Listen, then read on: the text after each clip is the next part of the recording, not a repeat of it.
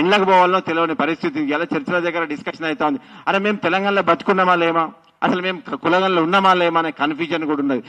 మీకు మీ ద్వారా మేము తెలియజేసినంటే ఈ ప్రభుత్వం క్రైస్తవులు కూడా ఈ సమాజంలో భారత రాజ్యాంగంలో ఒక భాగస్వాములే.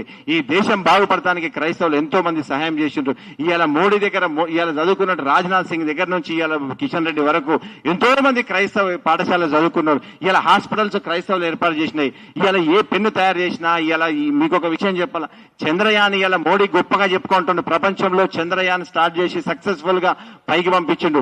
అది ఇచ్చిన స్థలం చర్చి.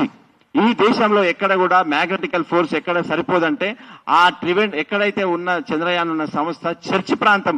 ఆ చర్చిను ఈ దేశం కోసం ఇవ్వాలంటే ఒకటే వారం లోపల ఆ చర్చిని చంద్రయాన్ ఇస్రోకు డెడికేట్ చేసిండ్రు. అట్లాంటి పరిస్థితుల్లో ఇలా క్రైస్తవులు ఎంతో మంది విద్య కావచ్చు, వైద్యం కావచ్చు, ఎన్నో రకాలుగా క్రైస్తవులు చేస్తా ఉంటారు.